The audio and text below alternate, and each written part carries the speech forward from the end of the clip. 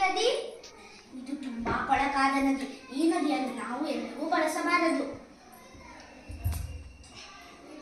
ಯಾರಿವಳು ಎಷ್ಟು ಅಸಹ್ಯವಾಗಿದ್ದಾಳೆ? ನಾನು ಜಲದೇವತೆ ಮಕ್ಕಳೇ. ಚೀಚಿ, ಜಲದೇವತೆ ಹೀಗಿರುತ್ತಾಳೆಯೇ? ನಿನ್ನನ್ನು ನೋಡಿದರೆ ನಮಗೆ ಅಸಹ್ಯವಾಗುತ್ತಿದೆ. ಏಕೆ? ನೀವೇಕೆ ಅಸಹ್ಯ ಪಟ್ಟುಕೊಳ್ಳುತ್ತೀರಿ? ನಾನು ನಿಮಗೇನು ಮಾಡಿರುವೆ? ನನ್ನಿಂದ ನೀವು ಹಲವು ಪ್ರಯೋಜನ ಪಡೆದಿಲ್ಲವೇ? ಎಲ್ಲ ಸರಿ, ಆದರೆ ನೀನು ಈಗ ಕಲುಷಿತಗೊಂಡಿರುವೆ. ನಿನ್ನ ನೀರನ್ನು ಯಾರು ಕುಡಿಯಬಾರದಂತೆ ಹಾಗೂ ಸ್ನಾನ ಮಾಡಬಾರದಂತೆ ವೈದ್ಯರೇ ನಮಗೆ ಈ ವಿಚಾರವನ್ನು ತಿಳಿಸಿದ್ದಾರೆ. ಅಲ್ಲದೆ ನಮ್ಮ ಗೆಳೆಯ ಗೆಳತಿಯರು ನಿನ್ನಲ್ಲಿ ಸ್ನಾನ ಮಾಡಿ ಅಸ್ವಸ್ಥರಾಗಿ ಆಸ್ಪತ್ರೆಗೆ ಸೇರಿದ್ದಾರೆ. ಮಕ್ಕಳೇ, ಇದಕ್ಕೆಲ್ಲ ಕಾರಣ ನಾನಲ್ಲ, ನೀವೇ. ನಾವೇ? ನೀವು ಅಂದ್ರೆ ನಿಮ್ಮವರು. ನಮ್ಮ ಮನೆಯನ್ನು ಶುದ್ಧಳಾಗಿ ಹರಿಯಬಾರದೆಂದು ತಾಕೀತು ಮಾಡಿದ್ದಾರೆಯೇ? ನಿನ್ನ ನೀರಿನಿಂದ ನಮಗೀಗ ಉಳಿಗಾಲವಿಲ್ಲ. ಇಲ್ಲ ಮಕ್ಕಳೇ, ನೀವು ನನ್ನ ಮಾತುಗಳನ್ನು ಕೇಳಿ. ನಾನು ಬಹಳ ಹಿಂದಿನಿಂದ ಪರಿಶುದ್ಧಳಾಗಿ ಹರಿಯುತ್ತಿದ್ದೆ.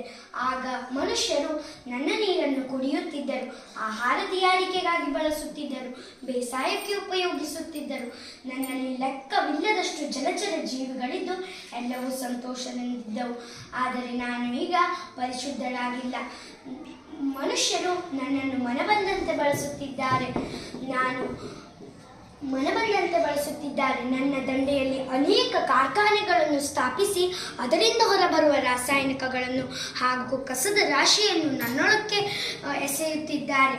ಊರಿನ ಸಮಗ್ರ ಕೊಳಚೆ ನೀರನ್ನು ನನ್ನೊಳಕ್ಕೆ ಹರಿಯಬಿಟ್ಟಿದ್ದಾರೆ. ಇಷ್ಟೆಲ್ಲ ಶೋಷಣೆಗೆ ಬಲಿಯಾದ ನಾನು ಹೇಗೆ ಪರಿಶುದ್ಧಳಾಗಿ ಹರಿಯಲು ಸಾಧ್ಯ? ನೀವೇ ಯೋಚಿಸಿ ಮಕ್ಕಳೇ. ನೀನು ಹೇಳುತ್ತಿರುವುದಾದರೂ ಏನು? ನಾನು ಹೇಳುವುದಿಷ್ಟೇ.